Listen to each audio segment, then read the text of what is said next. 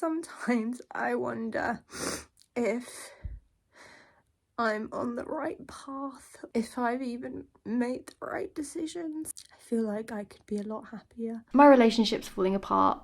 My YouTube channel's falling apart. I have never felt fulfilled here. I know I'm not on the right path with 100% certainty. I am so miserable living in the UK. So I've decided to leave everything behind and I am fucking off to live abroad for as long as I possibly can. I've had to really wake up and find the courage to leave my relationship. I am selling as many of my belongings as I can, saying goodbye to my family, quitting my job, leaving behind my life. Maybe you have been thinking of doing something similar, and that is why I'm here documenting this, so that this can be somewhat of a guide. Should you want to do something similar with your own life to set yourself free, to get yourself out of a situation, to fuck off and live abroad, hit subscribe, hit follow on my socials. We're gonna see how this goes. It is my Saturn return. I am taking the leap. I've got 2 months before I plan on leaving. This is the whole process. Can't you hear the world is calling for you?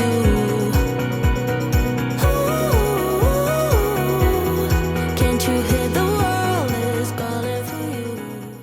Okay, so how do you just drop your life and move abroad? Where am I starting? How am I doing this? Let's first assess the situation. I have no kids. I'm not married. I have no pets. I am not a carer for any of my family members, fortunately. I'm not in a job contract. I'm not on a career ladder. I'm in the last year of my 20s. Being realistic, all I have to worry about is where I'm gonna go, where I'm gonna stay and live, what I'm gonna do with all my belongings, quitting my job, obviously dealing with my relationship and my personal things, and being able to sustain myself financially. We're going to go through all of those things in this video. So your scenario and your responsibilities might look a little bit different, but I do truly believe that if there's a will, there's a way. It's got to be a pretty strong will. If you really, really want to do something, I really do believe there's a way to make it happen. Yes, I do appreciate all of the perks that come with living in the UK. I am aware of that, believe me, but doesn't mean that I have to be happy here.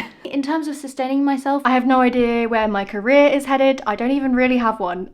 Maybe we can become a travel social media influencer or something like that. Who knows? Let's give it a go. Obviously, this is a new YouTube channel. I'm hoping to grow my social media, see if that will help me sustain myself. If I can earn any money from that, that would be great. But I'm running out of options, so I'm just doing it. So I have decided that I'm going to be going to Bali. It's not so original, I know. I'm going to stay there as long as my travel visa will allow, and then I'll be moving on. But these are the reasons, okay? It's hot, it's tropical, it's far, far, far, far, far, far away. It's very cost effective. A lot of people that I admire have lived there. It also attracts a lot of digital nomads, content creators, entrepreneurs, people of a similar age to me that are doing similar things that I am. I want to be around people that are doing what I want to do. I am not finding them here, and I haven't been for years. And it's also a very, very spiritual island. I am on a spiritual journey myself with the utmost respect for the culture, the history, the locals, spirituality, the religion of the island. And it's close to Australia, which I think is probably where I'm going to head after Bali. I might end up going somewhere completely different after, we'll see.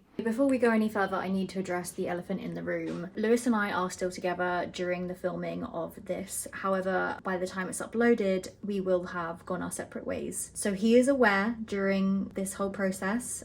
We had the conversation actually a couple months before I started making my travel plans that I was going to go on my own. We decided that we would stay together until the end of our tenancy and just enjoy whatever time we have left. This is not just a case of I want to move to Bali, so we're splitting up. There are so many complex reasons that I'm never going to go into because that would not be fair on Lewis. Obviously, this is absolutely heartbreaking. It is tearing us apart, and we haven't even gone through the split yet. So I have all of that emotion to come. We both do, but we're just trying to be realistic. So yes, this is a bit of a weird way to do it, but this is the way we're doing it. It's not easy at all, and I may go more into relationships and breakups around travel later on in this series, but for now it's just really important that you know where I'm at during filming. That's all I'm going to say on that for now. So when I say moving to Bali, the maximum I can stay on a basic traveling visa is around 6 months. If I actually wanted to stay longer, I'd need very different requirements that I probably cannot provide at this point. So I'm looking at this as a temporary move, but I'm buying a one-way ticket with no return. Pause here clear. Turns out little old me did not realise that getting a one-way ticket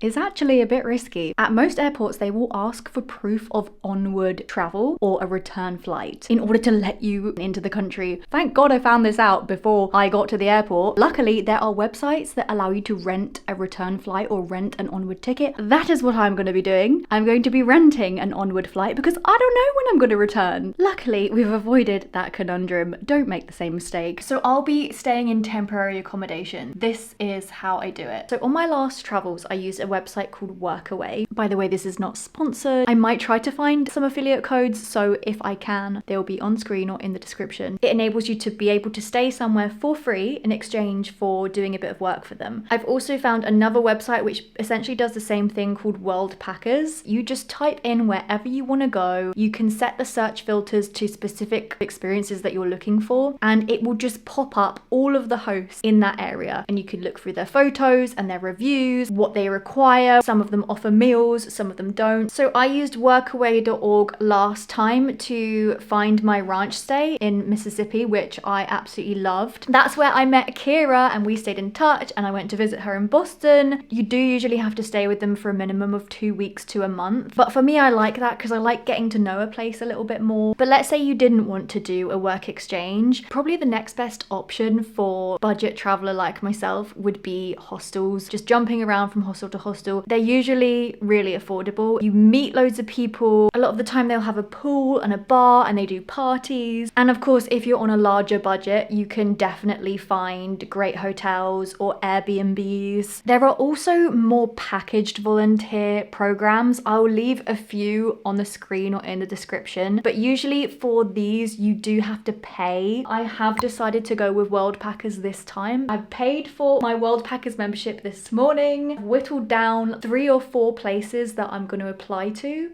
Update, it's been a couple hours. I've just sent my first application.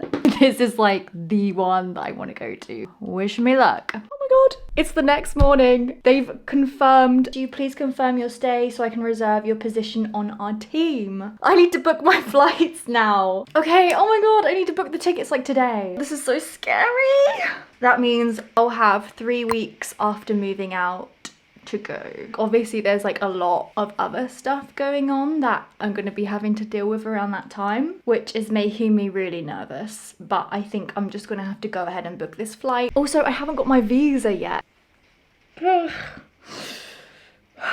I'm choosing my seats. Why is this plane so huge? Look at this plane. Seat selection, seat selection, seat selection, seat selection, and then another seat selection, seat selection, seat selection, seat selection, and then another seat selection, seat. Like, how fucking big is this plane? It goes on forever. Why does that make me really nervous to get on it?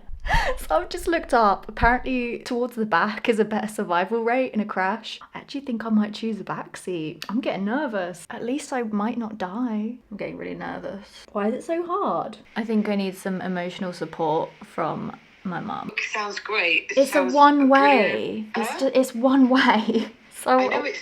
Yeah, I know, scared. but when you're there, when you're and you'll meet other English people, So you think I should book it? I do think you should book it. Okay.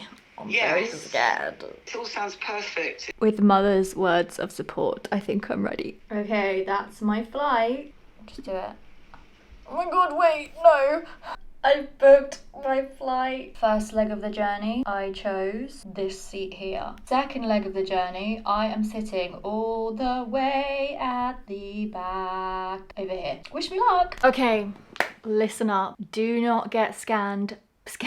Do not get scammed by visas. This happened to me when I was getting my visa to go to Boston. Most of these visa websites are charging a heck of a lot more than a visa actually costs. I got charged about 85 quid thinking it was normal for my visa to Boston, when really the visa only cost 25 quid. I did manage to get my money back. So what you need to do is find the actual official visa website for the country that you're going to and make sure that you're you're paying for just the visa and not paying for this whole premium just for them to do it for you when you can actually just do it yourself. You're literally giving them the same information that you'd give to the visa place anyway. It makes no sense. It didn't take long for me to find the official website, and I'm only paying 45 quid for my visa. Do not get scammed. So you can queue up at the Bali airport and get your visa there, but sometimes you can be in the line for like 2 hours. This is the actual website. I'm going to apply for my visa now. I've now just got to supply the address that I am going to, and I also have to give bank statements to prove that I've had $2,000 in my account for the past 3 months. I've paid for my visa. I just have to wait 5 days to receive it. Hopefully my bank statements will go in okay. I had to give my money box savings account, which isn't really a bank, but it's still my money, so hopefully they'll accept that. So how on earth am I going to afford doing this? Okay, I've actually been building up my savings for quite some time now. Back in the good days of my hair care channel, I was earning a lot more than I am now, and I was actually keeping a lot of that money in a high interest savings account rather than spending it, and I've been keeping it for something big in my life. I didn't quite know what yet, so I'm using a portion of those savings as my travel budget. I'm budgeting about £6,000. I don't know how long that will last me. I'm also fortunate enough that I do earn a little bit every month from my YouTube channel. Although that income does not really get me anywhere in England, in Bali, it will get me a lot further. I've also been working at a restaurant on the weekends for the whole summer, and that's basically just to fund my general living costs, but also to make sure that I can keep my savings so that I don't dip into them, because YouTube is kind of more like a part-time thing at the moment. How have I been able to save so much money? I have spent the last 10 years being very, very savvy with money. My student uni days have kind of just stuck with me into my adult life, and so I'm very savvy about shopping deals, only buying what I need, cooking from home most of the time, avoiding trends if I can, shopping secondhand. These kind of little habits that have stuck means that I'm not like a huge big spender. That's definitely helped me to, over the years, just keep as much of my earnings as possible, because also, you know, there's the tax man. I do pay my taxes. There's council tax as well. There's bill, you know, just living in this house is extremely expensive, which is one of the reasons why we can't live here anymore. You know, the cost of living in the UK is just crazy, so it just makes more sense for me to bugger off and live on a lot less somewhere else. From my research, people are saying you need roughly £1,000 per month to live comfortably in Bali, and I think that's including accommodation. Because I'm not going to be renting, I'm going to be doing work exchange, meaning I'll be working in exchange for a free place to stay and a few free meals. That means my savings will go a lot further and I can stay abroad for longer. When you get a visa to Bali,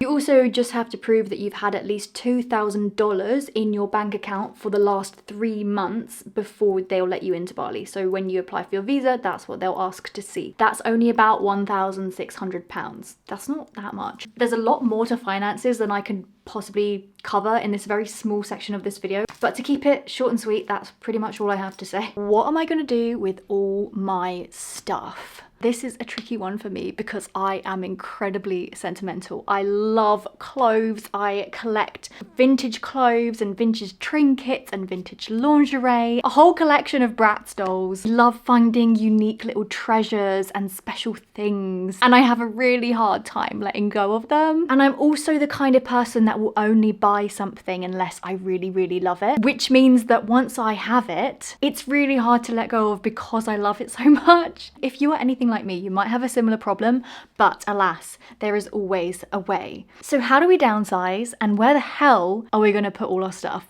Okay, so my downsizing process actually started when we moved in here.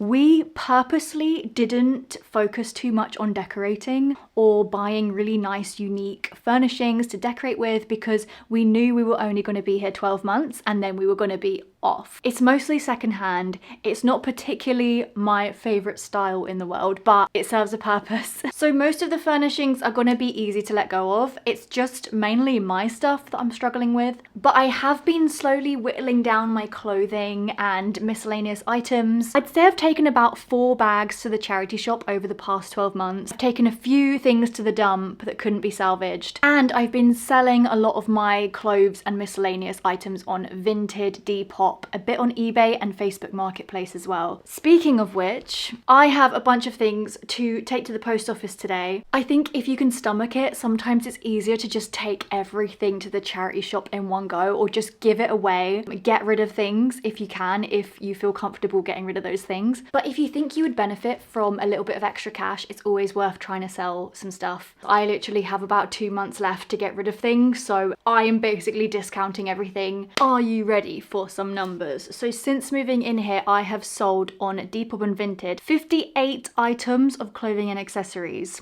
How much money did I make? So on Vinted, I sold 31 items and I made £393.65. On Depop, I'd sold 27 items and I made £376.59. But on Depop, a lot of the time I had to pay postage myself. I'm gonna take off roughly 65 quid. So that's over £700 that I've made just from selling bits and bobs and old clothes over the year, and that doesn't even include stuff that I've sold on Facebook Marketplace and eBay. That is the price of a one-way plane ticket, pretty much, to where I want to go. So although it does take a bit of time and effort, it has been worth it for me to sell stuff throughout the year. But what about all the rest of the stuff? Let's say I go and I never came back. I fell in love with it. I ended up trying to get a visa to stay somewhere long term. Then it would make sense to get rid of everything, right? But at this point in time, I don't know if I'm going to come back, where I'm going to go next. So I'm going to treat this as a sort of trial period, because I have some really precious furnishings from my grandparents, as well as sentimental items, stuff that I don't feel comfortable getting rid of. I am so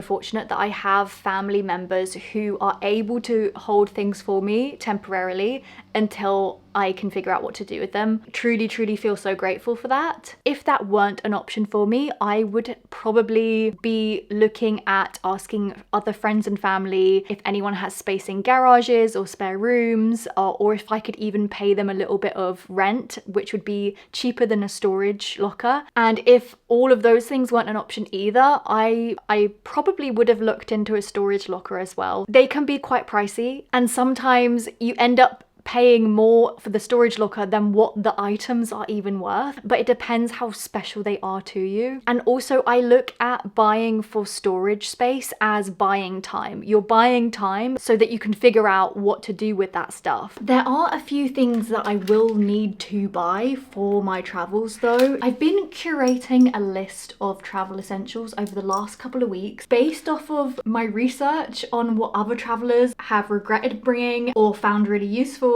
So here's a list of things that I don't have. A large suitcase, walking boots, some kind of dressy sandals, not a travel essential, but I am me, what can I say? A sim plan, a quick dry space saving towel, a raincoat or a poncho, insect repellent, a power adapter, SPF lip balm, a case for my hard drives and SD cards. I'm also going to need a laptop case. We need to protect her. Insurance for my cameras and my laptop and my phone. Probably going to have to buy a light like this, but a chargeable one, because this one is a plug-in one. Sunglasses, don't have any of those. Some Ziploc bags just to keep things dry. A little mini face towel, possibly a bug net just for my head. I've also been advised by many travelers going to Bali to bring Imodium, charcoal tablets, anti-diarrhea, anti-nausea, because Bali belly is very real out there. Basically, you cannot drink the tap water at all or you will get ill. That also goes for ice in your drinks, and the salad's been washed in tap water, or the fruit or vegetables have been washed in tap water. You have to be so careful. I am not going to bring a reusable water bottle for the very reason that you can't drink the tap water anyways. I'm deciding to bring a suitcase rather than a backpack. Hear me out. A lot of people would say don't bring a suitcase, it's too cumbersome, you're going to be getting around like on foot and on like motorbikes, and like it's just going to be cumbersome. I'm not backpacking. I'm not like constantly on the move. I'm going to be staying at each place for like a month or two. So because it's Bali and it's cost effective, I'll probably just pay for taxis to get me to and from where I'm staying, and then my suitcase can stay wherever I'm staying. This girl is glamorous. I'm going to be bringing my fake tan. I want to bring lots of jewelry and accessories and clothes. Like I love clothes. I know it's not practical. I know. But I am me. I am me, and I am not going to stop being me. So girl, you can do it. I believe you can travel glamorously. You just have to pay obviously a little bit more for the extra luggage and for getting it around everywhere. But I'm going to call my GP and see if they can give me some vaccines. I'm number 5 in the queue. on the website travel section, then the form will be there for you to fill in. That's it, yeah. Yeah, That okay. goes over to the nurses, so tell you what you need and book you in. Okay, that's fabulous. Great, thank you so All much. right. Thanks, bye-bye. Cheers, Bye. bye. I just need to fill out a form on their website and then they'll get back to me. I'll probably go more into vaccines in a later portion of this series. Adventure camping. Yeah. You will probably require further vaccination above and beyond the basics that the NHS offer. Like a rabies one and Yes. hepatitis B. They would definitely be worth having. Contact them as soon as possible because you want to get as many as possible in before you travel. I had my vaccinations booked today and I have to cancel because I've got flu. I also have more vaccinations tomorrow and I just don't think my body's going to be able to handle it. I've been on hold for 30 minutes and I'm still number 5 in the queue. I have to go get my travel vaccines and I'm still not feeling very well. I'm currently on day 8 of flu. I've got to take vaccines today and tomorrow, so I really can't be asked to go get these vaccines. So what I'm giving you. I had 3. It was super quick. It was actually fine. So at the doctor's, she let me record, but stupidly, I didn't press the record button. I was so gutted. So here's me the next day at Boots. Unfortunately, this time she didn't let me film, but I did manage to get a few bits of footage while she was out of the room. So here are the vaccines, although I couldn't film actually getting them in my arm, but not that you'd want to see that anyway. I thought it would be interesting. I don't think she's going to let me film, so she's gone to ask her manager. Ended up probably being a good thing I didn't film because there was actually quite a lot of blood and it really, really hurt. The nurse was actually more worried than I was. She seemed to be quite alarmed by the amount of blood coming out, but this was honestly just because of bruising. So she had to put 4 plasters on. Oh man, these ones hurt so bad. I don't want this to put you off. The reason it hurt so bad is because my arms were still bruised from the day before. Getting these 2 vaccines the day after my first 3 was why it hurt and was why it bled. So if you don't want this to happen, make sure you space out your vaccines. But honestly, it was fine, super quick, very bearable. The ones that I had the day before literally just felt like a pinch. Yes, my visa has been approved. It only got approved 5 days ago, so that means it took this long for it to be approved. I'm going to put it on screen. I was starting to panic. I thought maybe something had gone wrong with the documents that I gave about my savings. We have just under a month before we move out, which also means some other things, which I don't know when and where. I'm going to talk about that, but yeah. So I've got 7.5 weeks before my flight. Yesterday I had my rabies and hepatitis B vaccines. The hepatitis B cost £52, the rabies cost £74, and I have to get 3 lots of both of them. So it's pricey. But I'd rather be safe than sorry, you know. I take my life very seriously. Well, I don't, but when it comes to actually being alive, yes I do. I've also decided I'm going to get a hard water filter, one of the shower ones. It might seem a bit much and a bit extra to be bringing that, but people have like actually lost their hair from how bad the water is in Bali. And being that my hair is already really dry, I'm gonna do anything I can to protect my hair because my hair has been my livelihood for the past 6 years. Obviously my YouTube channel has been focused around my hair. The state of my hair actually does play a part in my mental health. And I don't think people think about this very often, but if your hair's getting ruined, it really can affect you mentally. I see this water filter as a mental health necessity. I'm on day 9 of this flu. It has been the worst flu, but we've just got to get on with things. So last week I finally gave in my notice at work that I will be leaving in a month, which is sad because I really do love where I work. I actually feel like I have a social life there. I've made really good friends with the people that work there. The management are great. Honestly, it's one of the best places I've ever worked, but it was always just going to be a temporary job. It feels freeing to know an end date. So at least I have 1 more month to earn as much money as I can. So I'm going to try to get some extra shifts in where I can, and I'm going to be working every weekend for the next month. I'm also going to go ahead and buy a camera specifically for my travel vlogging. This is such a scary investment because I'm not great with cameras, right? I have made mistakes with cameras in the past, so it's always a little bit scary. It is £638, but this is an investment into potentially becoming some kind of travel vlogger / digital nomad. We're gonna make our dreams come true, people. Let's do it. Hopefully this will be worth it. My camera has arrived. It even comes with its own editing software because of how complex this camera is. I may have made a huge mistake buying this by giving myself more work to do. I got the DJI Osmo 360 camera. It can be a little bit tricky to get the hang of. You know what? I'm willing to put in the effort. I got a neck mount and a little mini mic. These all actually arrived over the weekend, and this one, the power adapter. My towel. Why did I get an orange one? I should have got pink. My hard drive case, shower filter. Sweet, it comes with 2 filters. Ooh, anoraks. I thought I would just get 1, but they've sent 2. My hair care system for hard water. Still waiting on a few bits to arrive. I don't know if I made a mistake with this orange colour, but I'm kind of just feeling like an orange vibe. I'm gonna link those things below if you want to get the same ones.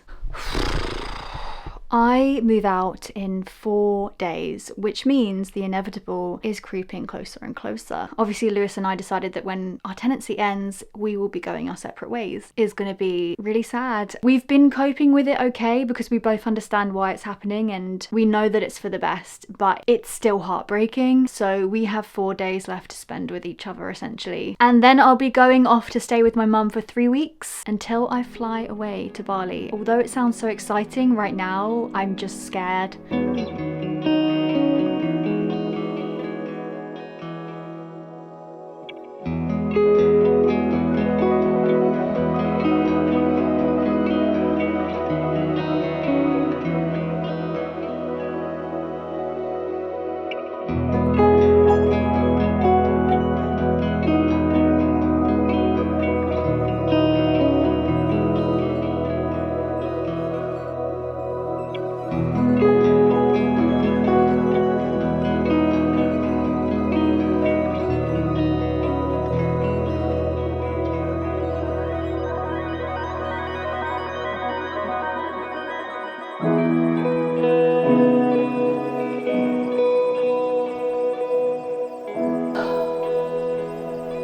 Things are not going well.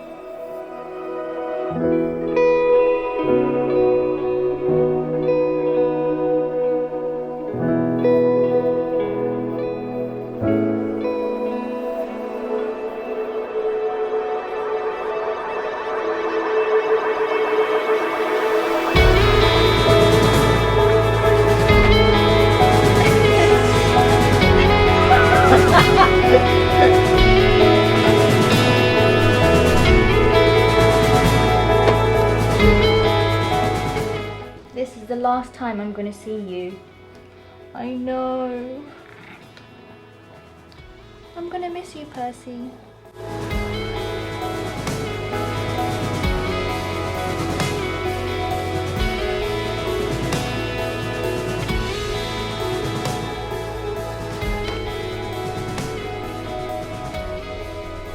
Bye, Percy.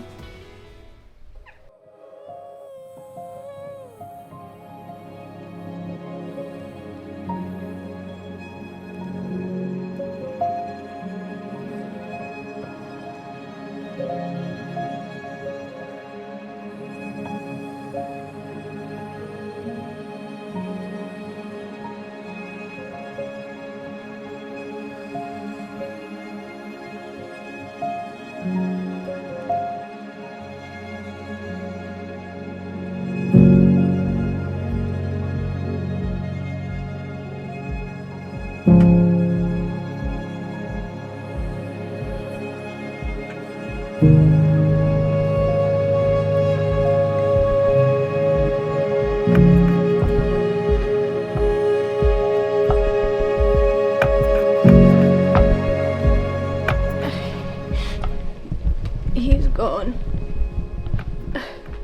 I'm leaving the house for the last time. I'm finally leaving this chapter behind. Spent days making this place spotless. I'm so proud of everything I've done. I've done it all myself, and I don't know why this is so hard for me because I've been wanting to go for so long. They have everything.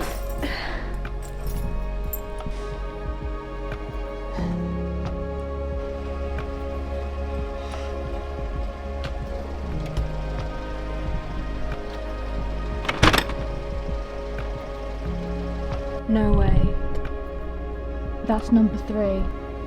That's number 3. I've had 3 cats pass me since I dropped Lewis home, and I've just been crying. Like, I've had 3 cats cross my path. I was like, I wonder if I'll see a third. You are joking. Some kind of juju. Angels are looking out for me, I swear to God. Angels are sending me signals. They're telling me it's gonna be okay. I hate goodbyes. You know, sometimes even when chapters end, even when they're like really shitty chapters, this is what I wanted. But I just feel so sad. But I have to go through this.